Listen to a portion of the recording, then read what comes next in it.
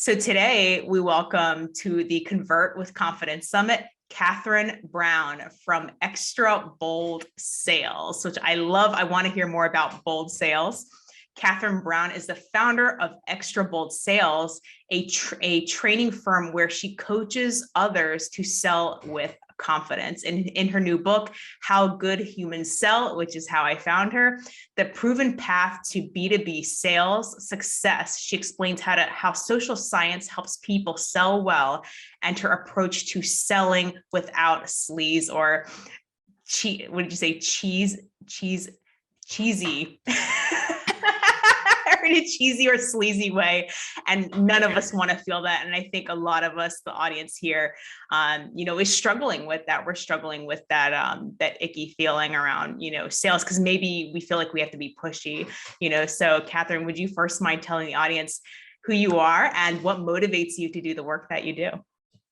Sure, thanks. So my name is Catherine Brown and I live in Houston, Texas, and I do serve companies all around the world.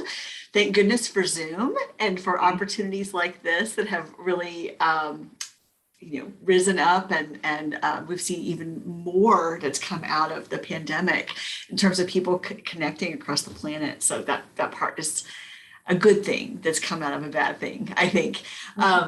I am a sales trainer, I am a conference speaker, and I am an author. And what motivates me to help people learn to be better sellers actually comes from my experience as a salesperson and then my first experience with my first company as an entrepreneur. For just under 20 years, I ran a company that was basically like a temporary staffing agency where companies would hire, they would come to me and I would put sales teams together of people who would cold call and do email outreach for other companies. So you would hire a team from me to supplement you with contractors if you didn't want to bring that work in-house. And Lydia, what happened like 200 times. Okay, I'm not exaggerating. I had over 200 clients over 17 years. And what happened a couple hundred times finally got into my head that I realized this is a problem for people that needs to be solved, which is that people think that their main problem with sales, they think one of their main problems is they need more leads. And we all want more leads at the top of funnel. There's a way in which that's true. But what I learned from doing that business for so long is that people don't utilize the leads they have and they miss opportunities because fundamentally they're worried about how they're going to be perceived as sellers. They under ask, they make up stories about why they're being ghosted. I have forbidden that word to be uttered in any of my training classes because you don't know that you're being ghosted. That implies intent.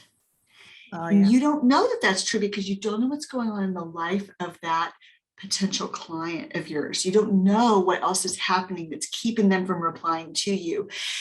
And so I just became convinced that beliefs were a big part of what was keeping us from our sales success. And so I speak a lot about what psychology teaches us about how people make decisions, what we believe is true, how we decide what we believe is true, and what that means for selling.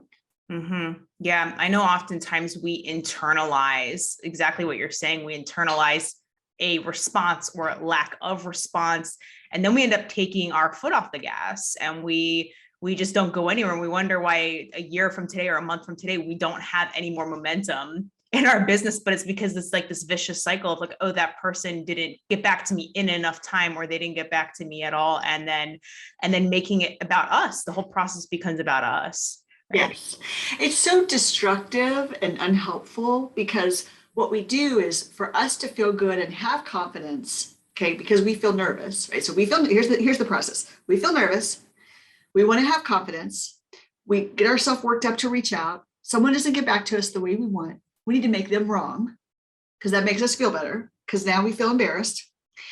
And then we let our foot off the gas. Yeah. So what was it that made it not work? Was it really they didn't get back to you? Or was it that you gave up because you had a story that you made up where you filled in the gaps about what must be going on in their life? I could fill hours telling you stories from my own experiences as well as those of my clients where there was significant stuff happening on the other side of the fence and had nothing to do with the person who was doing the outreach. It's just the fact that at this very moment, I see your message. I do want to get back to you. Truly, it's not as high a priority to me as something else, but it doesn't mean I won't eventually buy from you. Yeah, I love it. That's so, it's people watching should be like a big, like a huge sigh of relief right now. At least I know that's what's coming up for me is like, it's like they're still watching. And that's, I don't know who said that or where I heard that, but it's like people are still watching just because they haven't made any moves. And it's just really, it's about building that connection. It's also human nature, right? For us, it's like, I think we get really excited when we put all, like, I love how you talked about how we get charged up. And I remember how, and maybe some of the viewers can resonate, you get yourself worked up. You're like, I'm going to crush it. I'm going to do it. I got this, only to like, you get excuses or nobody signs up and then we go. Yes, exactly. So, Lydia, what's so interesting is that you can still crush it, but you want to define the crushing by things that are in your control. Yeah. So that's a good idea. Like, right. I mean, that's all you can control is yourself, right? So we create stress for ourselves if we don't accept responsibility or we blame others because we are trying to control something that we can't control. But when we manage ourselves appropriately, then we can decide something's a victory. So an example of that would be, I have work with a lot of financial services. These are financial advisors, brokers, people who call on banks, insurance. I just have lots of financial services clients for some reason. They're attracted to me and I keep getting referrals in that space. Well, if you're calling on banking executives, I'm talking about C-level people at community banks and credit unions, then these people are really busy, especially think about what's been happening in the last couple of years. We have had the PPP in the United States. We've had all these extra programs that have been have to be managed by banks that have been issued by the federal government. And so whatever you're trying to sell to banks is not as important in that moment as them dealing with the mandatory requirements that are going on here. So I was working with one of my clients and talking about this, and I said, you really can't control, no matter how strong your value proposition is, no matter how clever your marketing is, and those things matter. I'm not saying they don't matter, but no matter, we do our very best with all of that. Ultimately, the question is, how many people are you going to reach out to in what time frame? And you're going to mark, and what I was encouraging him to do was to really mark success. So that when he sits down across from his partner at dinner that night and they say, how was your day, honey? You can say, it was awesome. I did everything I set out to do. And some days setting out to do is I'm going to make these 25 outreaches to these 25 different companies, and I'm working a process that will eventually bear fruit. My success is not defined by whether they picked up or not. Yeah. Because you cannot control that. Yeah.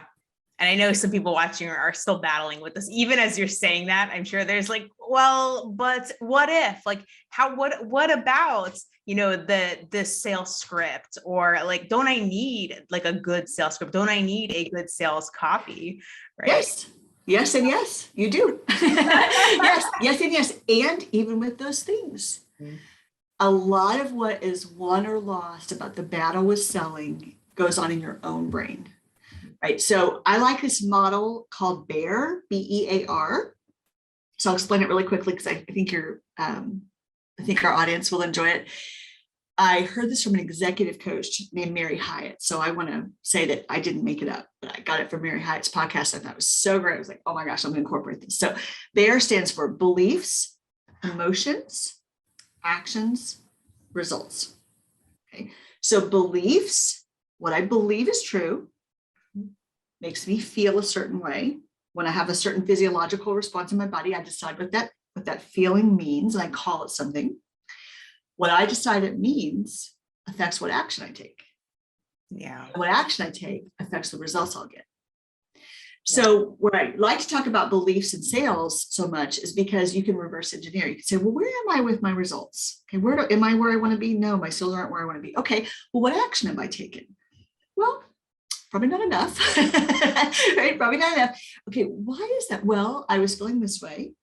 And then tell me more about that. If you can peel back those layers of the onion and get to the center, probably there is a helpful or unhelpful belief about what selling is, Yeah. about what you deserve to enjoy as a person, and about the value of the work you're doing and how you feel about it yourself. There's probably something that's sitting under there. For every person, it's a little different. But part of my mission in the world is to help people know everybody's worried about being perceived as too pushy. And most people overcompensate for that worry by underacting. And so that belief, if I do X, I'll be perceived a certain way, that belief drives us to take actions or not take actions. And so that's how the B gets to the R. Yeah. And we end up being like really overly nice, right? Or we overgive our time, or you might even delay it, right? I can think of some times where I'd be like there was actually relief when I just wanted to get off the phone. I can think of times of my bigger priority was just like, let me just go through the motions and then get off. And then I can give myself the excuse that, hey, I tried.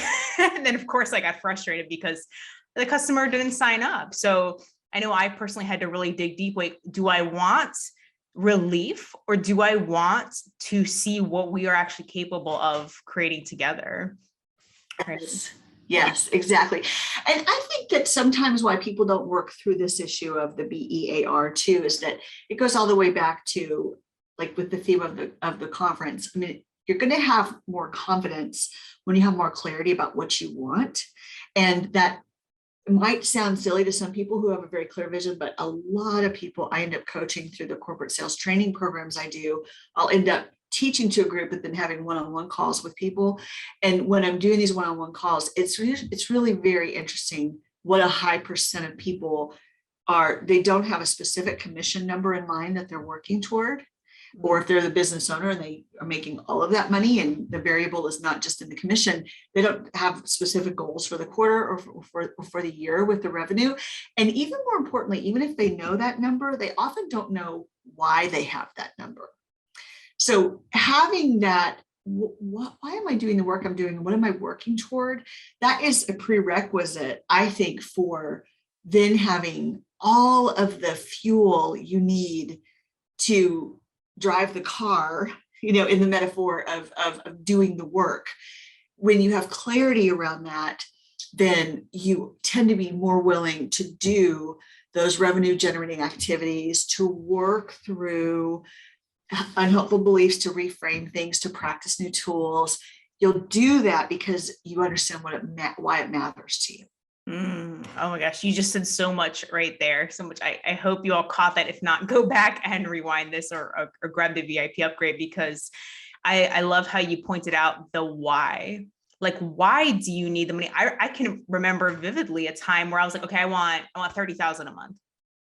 And then I was not doing any actions towards that. I was doing the actions towards my old goal, because that's what was working. That's what I was currently funding and needing to fund. But I can remember that moment where I was like, well, what am I covering here? Why is the 30,000? Where is that going to take me? And the minute that why clicked, like, I got to action just like that. But yeah, finding meaning in the money that we were looking for, or else, yeah, where did this number come from? I love that. So really being targeted with your goals. And I'm guessing it's so we can like start to reverse engineer from that goal, right? And then just like when you're going to run a marathon or a half marathon with friends, or be on your first 10K, relay team with your office, or whatever that might look like. If you're doing the couch to 10K, you start with running around the block. And I've done this. I had the shortest leg possible on the 5-man relay, one time with some colleagues. And I had to start at the very beginning. I'd not been a runner. And so you're willing to run around the block. You're willing to do the work when you see the bigger thing it ties to. So I'm telling everyone about this for group accountability for myself. And so I'll tell you, my most recent goal is my husband and I sat down and we talked about our Q1 goals. We go away for a night every quarter and we talk through all of the spheres of our life and what we want so we can support one another and get specific. And we tend to be like, we live together and we work together in the same house, where he was furloughed home during COVID. And somehow we still don't have these conversations without these retreats. And so we had this great conversation about what we wanted. And he said to me in Q1, he said, I've really been thinking about what our house was like, what our space was like with the kids, with COVID. And I'm thinking about the next chapter of our life and what we want with adult children. And he said, I want a different space. And he said, I think I might want a beach house. And you could have knocked me over with a feather, Lydia. I had no idea he was thinking about that. Now we have rented, we have a place that's about 90 minutes from here that we rent some. I was perfectly happy as a renter.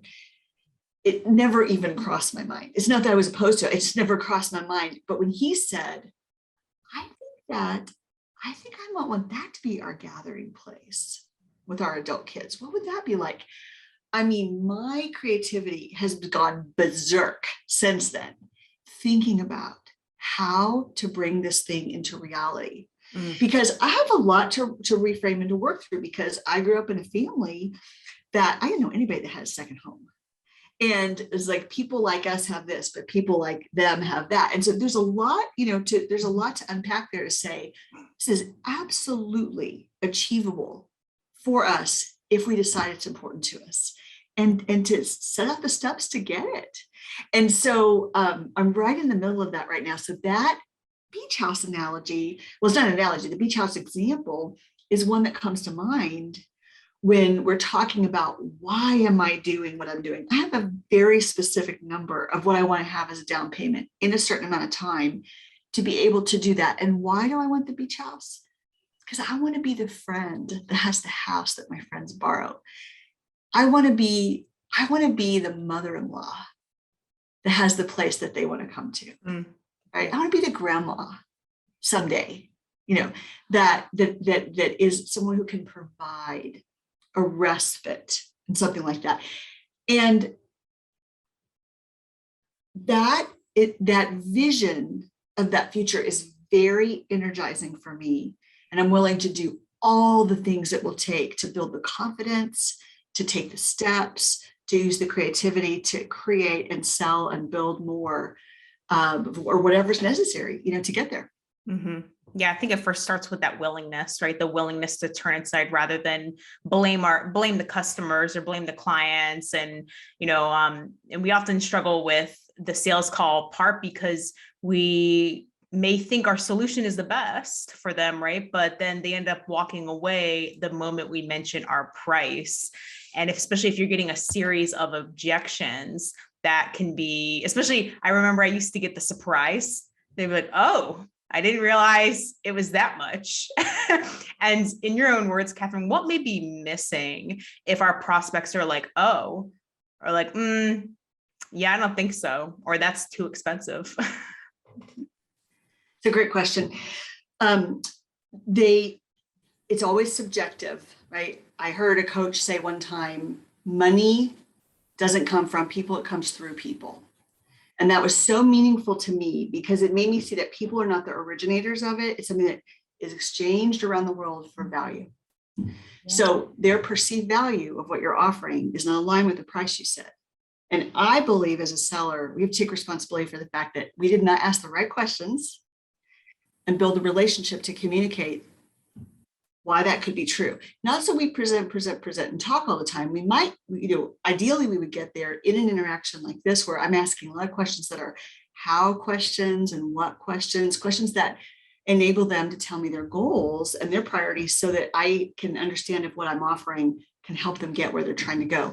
But in that rapport building, in that mutual qualifying, the price then shouldn't be a surprise because of the way I've asked the questions and explained examples of how it's helped other people and been so engaged and curious about their situation. They even if they're a little bit surprised, I would want them to feel like the value is so high that they may not even tell me they're surprised. And they go, oh, okay. And they might even think about it, but they're not immediately objecting. Yeah. That makes sense. Because like I've bought things, full disclosure, I bought things that cost more than I was expecting them to. So I really genuinely was surprised, but I didn't blame the seller. Like it wasn't that I made them wrong. I just thought, well, how did I have an expectation this would be different? And when I reverse engineered that for myself, I realized I just made that up. Like I had no source of comparison. I just took a guess and I guessed too low. But when I thought through what I wanted and I reverse engineered what I learned about the person, I decided to spend. Yeah. So I think it's value, right? It's perceived value. Yeah. Like, are you connecting to their value? Right. Rather than like, I don't remember where I heard this, but it's like, instead of selling them what you think they need, actually, what do they actually want? And this comes down to the actual, even the words that they use, right? Because like I'm sure everybody, a lot of coaches here want like a great program that's going to help them, make 6 or 7 figures, but it doesn't mean everybody's going to go for that same program, right? Like because maybe not everybody wants it this year. Maybe some people don't think it's possible for them. Like we all have our own objections. And as you were talking about that, I thought of a moment in my life as well, where I was surprised, but I still bought, because after I saw the price, all it took was just doing math in my head and then going back and, well, what if I don't have it? And that's really, I think that's a successful place for a prospect to be, instead of like that you haven't, it's like a different reaction when you haven't established the connection versus like, hey, I'm just batting it around to see how I can make this work. Right. And I think a really good qualifying question is, if there is a long pause or there seems to be some hesitancy, I think you can ask, how will you decide? Because they don't know. Yeah. Yeah. They don't know. They haven't thought about how they're going to decide because they're probably buying something they never bought before. So your question gives them room to think about it. And then they might say, well, like I'm actually thinking of something I bought. It was a professional service for me, but the price was so much higher than I was expecting that I actually wanted to consult my spouse, because I have an S Corp. All the money runs to the company, runs to us. And I felt like, as a courtesy and to check and see if I was crazy, I felt like I should say, had it been Y number, I would have just gone forward with it. But can I run this by you and see what you think? So when they said, well, how will you decide? Or they asked me a version of that question, I was a little bit embarrassed to admit it. I was deciding if I was going to tell them or not. There was a long silence. I said, I think I need 24 hours and I want to talk to my partner about it. And they said, great. So do you want to set a time for the call tomorrow? Do you want to email me? What should we do next? So they got off the call with a strong call to action. They gave me space, but I didn't know I would want to do that until I heard the price, until I heard myself say it. But asking me was a gift, because I didn't know how I was going to decide. Yeah. I love it. Yeah. Giving so them like, that. Don't be afraid. Don't be afraid to ask. Don't assume. Ask what you want to know. And often that asking really is a gift to them, because they don't know either.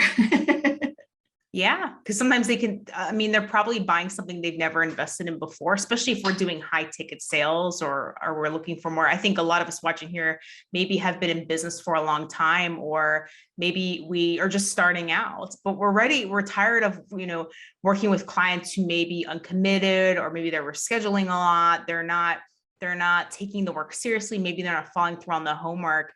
And what would you say is missing for these customers, or for maybe even the coach that maybe we even sign up, we're getting clients, but they're not really ideal. They're not really our dream clients. Yeah, a lot of it comes back again to, do we know what we want? In general, most of us are afraid to niche down. Yeah. We're pretty scarcity oriented. So we think, if I get really specific about what I want, will there be enough there? I even have corporate clients that have assigned geographic territory as sales reps. And sometimes they won't call every single account and work through, let's say there's 100 companies, 170 companies on the list, but even over years, they won't actually press for a yes or no at every single place, because they're kind of scared they're going to run out. Like, they're like, what will I do when I get to the end and I fully know whether everyone here is interested or not? And that's so crazy to me, because I'm always like, I just want to know. Tell me, I can deal with any bad news. I just want to know. But some people don't want to know. They don't want to know. And that's coming a lot of times from a place of fear. So I think that scarcity plays a big role in that. And I think that a lot of times, especially when we're first getting started, we take whatever comes to us until someone teaches us you don't have to do that, because we're scared that there won't be something coming afterwards if I say no to this thing. And then you might end up with a whole book of business that's not really a good fit. It's like that polarization that we need to start doing to really magnetize the right client for us. And also, I mean, not necessarily pushing away, but it's just obvious we're not a good fit. I think that's where a lot of us are. If we want to take our income to the next level, right? Or if we want to start working with more highly qualified clients, what does that look like? Highly qualifying them, like sticking to your standards, not caving in. I remember one pattern I had is I used to cave in right when it came to saying my price. I used to go right back to my old price. I don't know if you've worked with customers like this, Catherine, but yeah, it was like, and I'm my old rate. And then you start to resent, like I was like to resent my customer. And then that's when I realized I'm like, no, this isn't fair to anybody. It's not their fault. It's not their fault. I said that, right? One thing that helped me, I have an example of this too. I am doing more and more conference keynote speaking. And it's a pretty well established fact that a man will give the same talk that a woman will give. The woman might also be an author of sales books, and the man is an author of sales books, and the man will ask for more money for that same talk. Typically is a really common, especially among sales keynotes. This is a pretty well established fact. And so I realized, to be in that situation, I realized I need to have some categories where I say a Zoom event like this is this, an in-person event like this is this, a group of this size is this, if you get a webinar afterwards, it's this, and to standardize some of that. I looked at all the numbers and then I raised the prices. So I just learned whatever my instinct is, it's a little low and tend to undervalue. And so I've learned that about myself. So I have checks and balances and accountability, and I have people I trust to help me. Never make a big decision about that on the fly. I think about it. I call it passing the bitter test. I do not want to wake up the next day and feel embittered towards you for the decision I made. Yeah. So sometimes I'll say, I don't know, I have to get back to you because I need to think about it. But in this case, standardizing that pricing was so helpful to me, because then I could just state it back and look in the camera and smile and just wait to see what happened. I just had this happen recently. Somebody asked me to fly and travel to another state with pretty short notice. They'd had a speaker cancel, and we're talking through it, qualifying, and then it comes out that they don't pay speakers at all. And so this was a surprise to me. It's a pretty big conference. I know that's a whole model. Some people do. Some people will travel, but when you travel, it's at your own expense, right? So they'll travel at their own expense for an opportunity to present for an upsell for the work later. But I'm not interested in doing that right now. I don't feel like I have to accept that. I'm not interested in doing that. And so this came out and I said, goodness, I should have asked you that earlier. It didn't even occur to me that you would think that I would do that. I mean, I really was so surprised. And then there was this long silence. And you know what he said? He said, well, we've made exceptions. Wow. Did you all hear that? Are you all feeling that? I love it. I mean, it gives me bumps. Like, yeah. I mean, he said, we make exceptions. And I was not even expecting that. I mean, I got my poker face, but I was like, oh my God. Note to self, know what you want, decide what it's worth, make it based on data, not just like crazy pull from the air.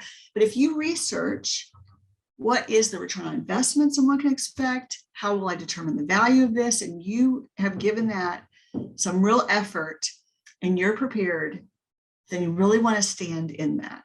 And I was so encouraged by that recent experience, because it told me, there's a whole group of speakers that have a different way that they do things, and I don't have to make them wrong. And I also do not have to say that's my way. Yeah. It was really interesting.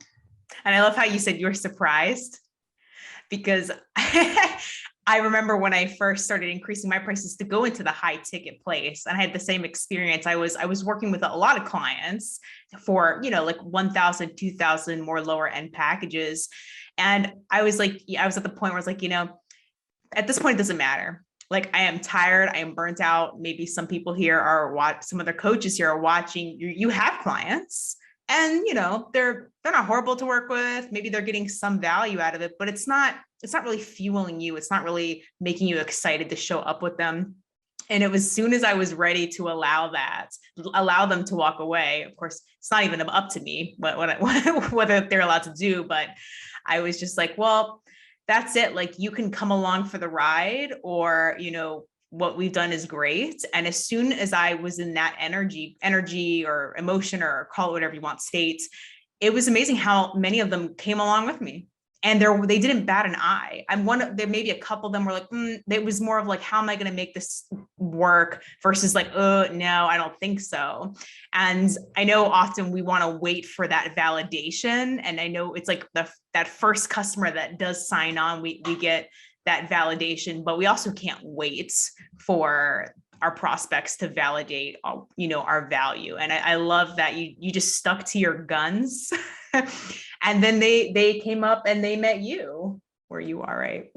Well, I think it also speaks to community. Like I am a person who loves research and input. And so one of the things I've been doing over the last couple of years is, as I'm moving toward a vision of what I want next and what I want to charge and what I want that to include for people, I have looked at people who I feel are a little bit ahead of me, that I admire, and I followed them. I get their email marketing. I follow them on social, and practice, right? Pattern and practice pieces that to try on and kind of model and see how does this feel, and it's so helpful to not be at the top of the pack in your whole community of people, and then not be at the very bottom of the pack. Like there's disadvantages in both of there, but to be right in the middle, because you're always looking to establish relationships with people you admire and respect.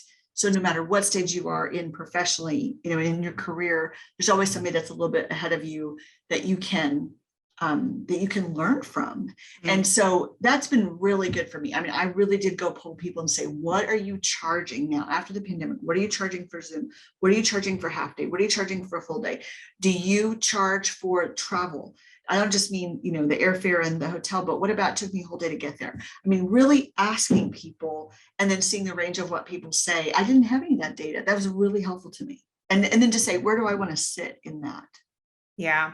Yeah. So that can be a way you can start to figure out your pricing structure. I think like, how would you go about setting, like, how do we know what a good price point is for us? What's maybe like, can you give this audience maybe like one tip to help them move in the direction? Let's say this audience is like underselling themselves. I think at this point, a lot of coaches and consultants are watching this because they're, again, overgiving, undervaluing themselves really.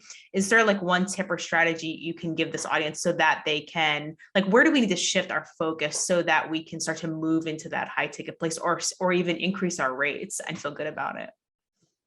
I think that I think you can reverse engineer where you want to be by imagining what that transformed state for your prospect looks like.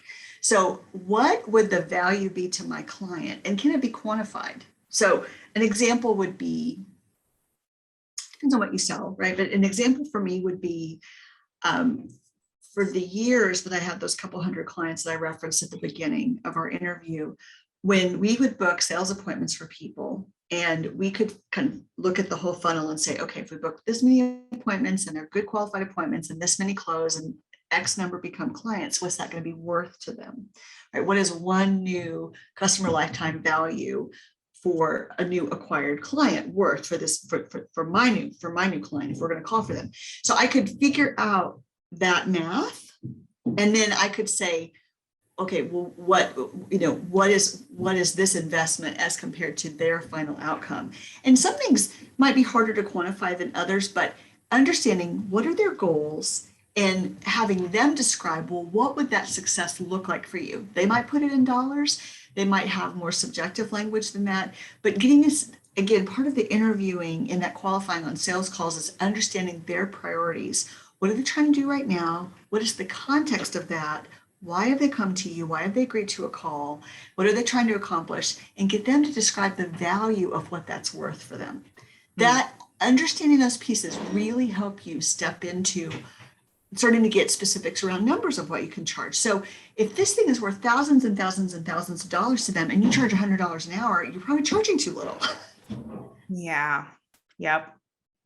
I think it's a great place to be is when you're in that place and customers think like you give them your number and they thought it would be costing more. and they're surprised it's not more. I think that's like a great place to be. And, I know oftentimes we feel defeated because prospects end up walking away and they end up looking for like a cheaper option. Sometimes we get compared to other coaches, or I work with that person before. I know me as a hypnotist, and especially the healers out there that are watching this, I think we struggle a little more just because the results aren't really tangible. We're not really helping people make more money or get to go, get married in the next, 180 days or whatever. It's just more about inner healing.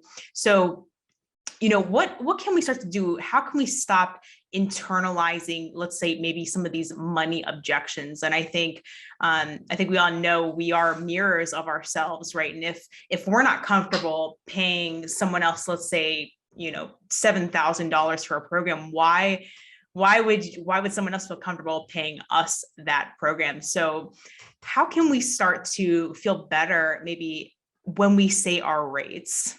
Let's say we are about to invest, or somebody's about to invest $10,000 in us. What do you have to say about that? Yes, that's super. One of the things that helps me is I actually collect the testimonies of the difference that working with me has meant for people. And I don't know if you can see it. Yeah, it's too far behind my body. I'll jump up and grab this in a second. I actually have a jar of marbles. And the jar of marble, every marble represents a referral, an introduction, a LinkedIn testimony, a 5-star book review on Amazon, right? Or an email, a thank you email that comes to me. And every month I take out the marbles and I start over. And every month I dump them. Every time something like that happens, I dump a marble in the jar that is a symbol and a representation of the fact that I really helped somebody and they were so kind to let me know that this was the case. Okay, why would I do this? Because I want a physical record. This is what symbols are. Symbols are real things, right? They're a representation of something else that is tangible. They're a tangible representation of something someone has said or done. And so I use marbles. I know people who print out emails and have a folder. I have a friend that is another kind of sales trainer, and he has what he calls his don't quit folder. And his don't quit folder is all of the thank yous and testimonies and appreciation that people have said of how they changed in working with him. And he calls it his don't quit folder because everybody has times they feel low. So it might sound like I'm not answering your question, but I am answering it because I'm saying you will not be able to step into what is possible until you really believe that those things people are saying are true. And I love the point that The Big Leap makes about this. I don't know if you've read Dr. Gay Hendricks' book on this, but he talks about that one of the what he calls their upper limit problem, one of the upper limiters that people often engage in without realizing is deflection. So if you say, Catherine, I loved your book. It was so helpful to me. I have it on my shelf. And, I thank you. I really loved it. It's very important for me to say, I'm so delighted that you enjoyed that. Thank you for telling me what was specifically helpful. And not deflect. Deflecting would be me saying, oh. Mm-hmm. No, yeah, sure, of course. Whatever. Like, I'm basically saying you're a liar if I do. Yeah. It's actually, I don't actually think you're a liar at some level. This is about me. This is about how I see myself if I do that. Yeah. And so he talks about how you just have to, this is in The Big Leap with, he talks about how you must practice receiving that positive feedback so that you practice believing that it's true. Mm-hmm. And you notice then where you're getting that positive feedback. That's an area you want to give more attention and you want to build on that. And so an example for me, I have a quick example I can give, Lydia. Like, I am a good assembler of people. I build communities of people. I like bringing people together. The people that work together with me, like, for example, through my group coaching program, I know that's going to be, the offer I make to the group here. a lot of times they end up working with each other. I can't promise that's going to happen, but I just have a way of bringing the right people together that they will click. They'll end up referring business to one another, or even, buying from each other. And it's just a whole community of people who are enjoying friendship with each other and spending money with each other. And I'm really good at this. I mean, I'm just really good at it. I've just practiced it my whole life. I've been a recruiter. I was the kid that sat in the middle of the 5th grade class, so I didn't miss anything. So I could see what was all around me. And so when someone says you're good at that, I say, thank you. Yeah. Because I am good at it. Now, there's lots of things I'm not good at. I could spend 20 minutes talking about the things I'm not good at, because there's plenty of those too.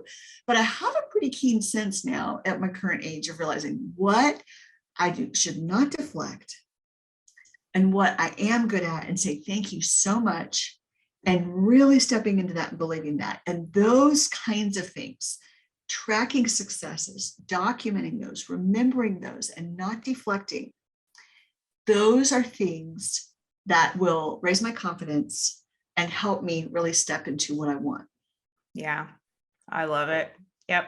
It's like these, I think, like, what are some ways we can do that? Like video testimonials, written testimonials. Yeah, I love that. Just reaching out, like a survey, right? Or even just asking. One thing I love asking clients through email is just like, hey, send me an update. Like, let me know what's changed for you, what's gotten better, and then what still needs work. I think it's such an easy way, and people are welcome to steal that if they want. Even if you're not done with your whole program, you can just check in with them and say, hey, what's gotten better for you? And then, yeah. And I remember when I used to feel bad about asking for testimonials. I don't know if some of the viewers here can resonate, but it's like, who am I to get a good testimonial? Or I didn't believe, I felt like they would give me one out of pity, like people were pitying me, they were feeling sorry for me. And maybe it goes back to this imposter syndrome that some of us are dealing with. And it's like, no matter what anyone said, it was still like, I'm never good enough. And it was because I just hadn't made a different decision inside myself. Yeah, my referral aversion was different. Mine was that I actually give referrals quite easily, because it's, again, the way I think about community.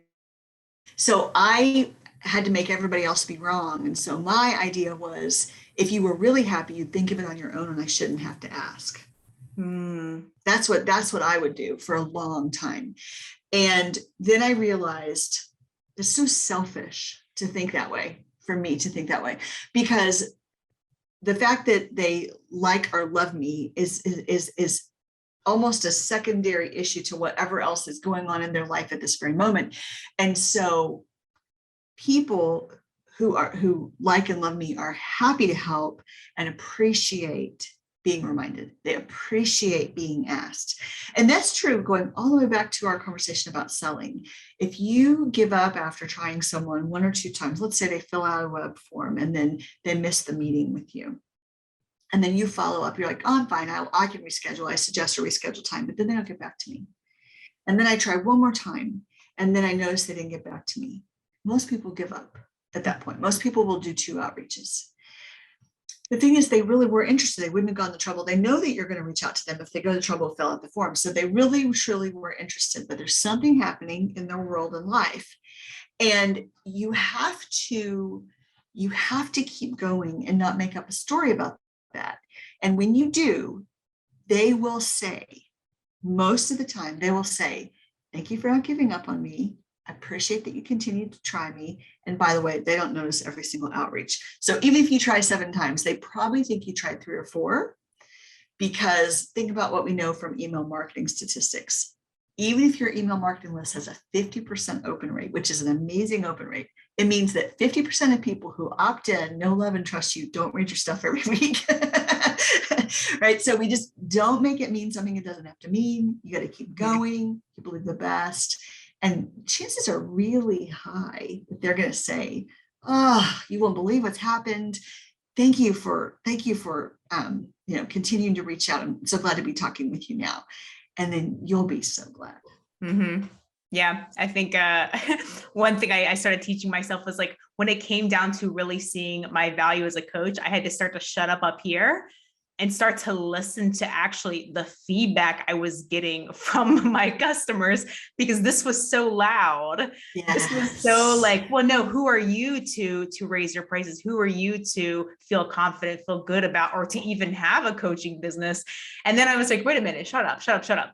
Let me hear what's actually going on here. And I started Yes. reading my Google testimonials, and I was seeing things like best money ever spent, like still continuing to work with her. And I was surprised by my own testimonials. I mean, I'm still surprised. This is my second sales business of some kind. I've been selling for over 20 years, and I still have moments I'm surprised, and I think, why am I surprised? And so it's why I like these records. I really appreciate that social proof sits out there, and I really appreciate the opportunity to have written testimonies, and I really appreciate I will often journal about things like that. And then I'll go back and read the journals and look at things I was grateful for and things that were happening, and notice how that big thing I was hoping would happen happened, and be grateful for that. And so, yeah, I think building belief, if your belief is low, the great news is that with being careful about the company you keep, being careful about the things you read, the things you listen to, how you sort of feed and take care of yourself, emotionally, spiritually, physically,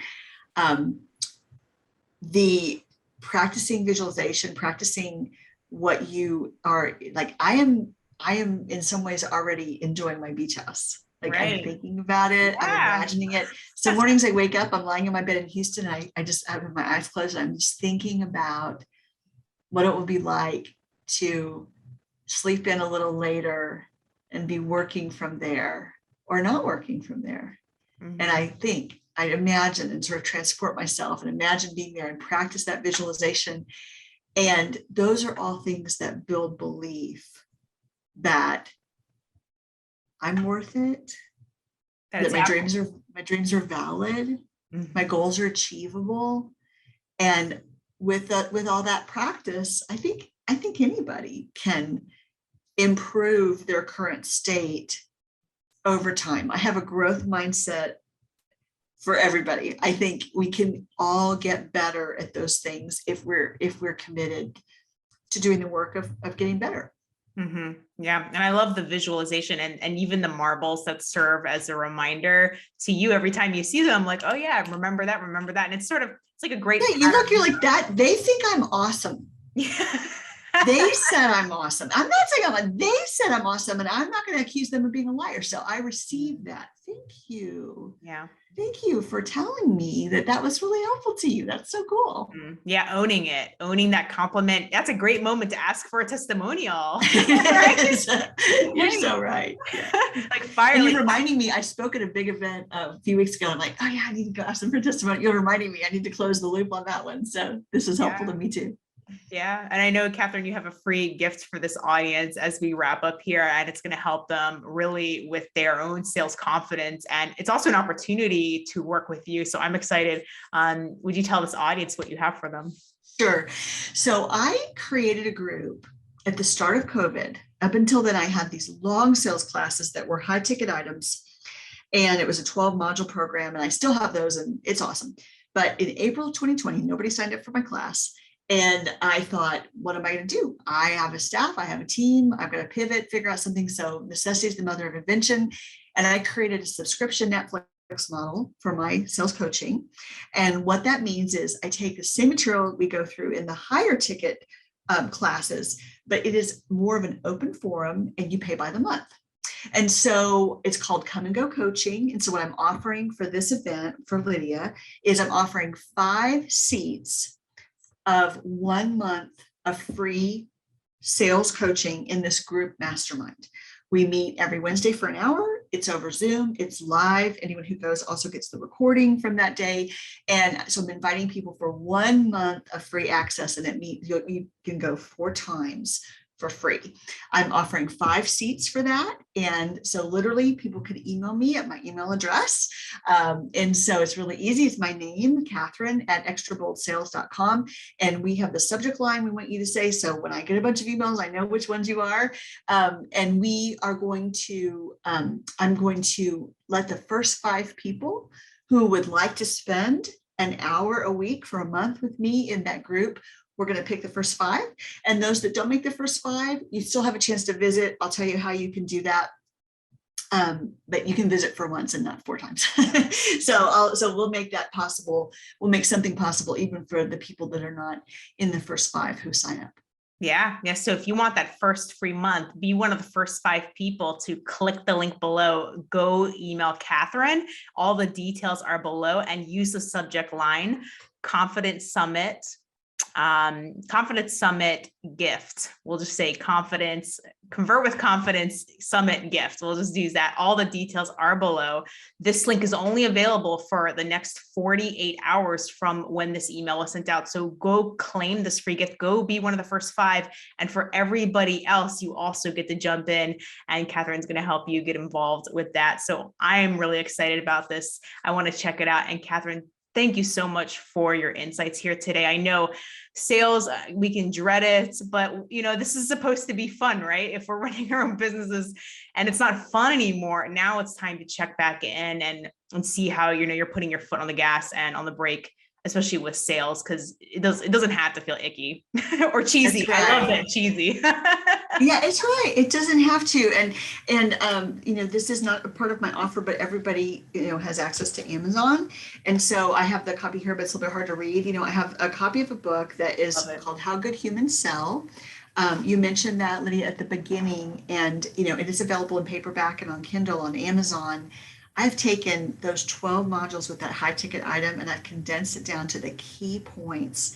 They're in the book for $15. Awesome. So, part of why I keep raising my prices on my courses is because I have ways that people who legitimately, for whatever reason, cannot spend the money on that yet or are not ready. There are ways to check this out less expensively. So you can participate in the contest. You also can get access to my book, sign up for my email marketing. And those are ways you can follow me as we get to know each other and build trust. And then you can decide if you'd like to do something else. Yeah, if you're ready to kickstart your sales conversations into high gear, you're ready to get rid of the money and time objections and start to, rather than going into this, like what you talked about, Catherine, this mode and getting all worked up and then getting disappointed, Catherine is going to help you obliterate that vicious cycle and really turn it into something that's easy. And go check it out. The link for the Amazon book, I'm going to put that below as well. So go get the free gifts. Do not miss this 48-hour window. Go check out the book. I'm definitely going to order it sometime when I get a moment today. I just love it, how good humans sell. I think we all want to be good. We want to be good humans, right? Not sleazy or cheesy. Not sleazy or cheesy. And Catherine, thank you so much, Lydia. Thanks for this. Thank you so much for joining us in the summit and for everybody participating here today.